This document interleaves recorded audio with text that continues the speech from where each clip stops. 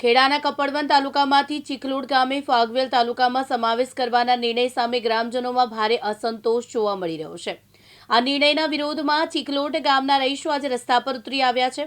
ચીખલોડ ગામના 50થી વધુ ગ્રામજનો પ્રતિક ઉપવાસ પર છે।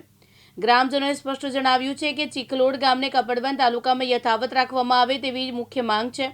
ગ્રાહકોનું કહેવું છે કે વહીવટી સુવિધા, રોજિંદા કામકાજ અને ભૌગોલિક સુગમતાને કપડવંત તાલુકા સાથે વધુ જોડાયેલી છે, ત્યારે ફાગવેલ તાલુકામાં સમાવેશ કરવા યોગ્ય નથી। ચીખલોડ તેમજ ચિત્રોડ ગામના ગ્રામજનો અનિશ્ચિત મુદત માટે ગાંધી ચિંધ્યા માર્ગે ઉપવાસ ઉપર આંદોલન પર બેઠા છે। ગ્રામજનોએ ચેતવણી આપી છે કે જ્યાં સુધી તેની માંગ સ્વીકારવામાં નહીં આવે ત્યાં સુધી આ આંદોલન ચાલુ રહેશે। ધરણા ઉપવાસ પર બેઠા છો શું? મારું નામ વિજયકુમાર અમૃતલાલ શર્મા છે। હું ગામ આગેવાન છું। આ ધરણા પ્રદર્શન કાર્યક્રમ રાખવાનો એ હેતુ છે કે અમારું ગામ કપડવંત તાલુકાના હતું। સરકાર દ્વારા નવા રચિત ફાગવેલ તાલુકાની રચના થઈ, જે અમને અગવડ ભર્યું છે। અમારો બધો વ્યવહાર સામાજિક રીતે, શૈક્ષણિક રીતે, આર્થિક રીતે સૌ વ્યવહાર અમારો કપડવંત ખાતે છે।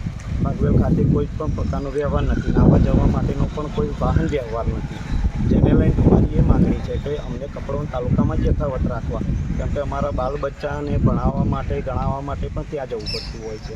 જેને લઈને અમારી માંગણીની આવેદનપત્રો પણ અમે સરકારશ્રીમાં ઘણું રજૂ કર્યા, પરંતુ કોઈ અમને હજી સુધી ન્યાય મળેલ નથી। જેને લઈને હવે અમે ગાંધી ચિંધ્યા માર્ગે પ્રતિક ઉપવાસ ઉપર ઉતર્યા છીએ। જ્યાં સુધી અમારી માંગણી સંતોષાય નહીં ત્યાં સુધી અમે આ કાર્યક્રમ અમારો શરૂ રાખીશું।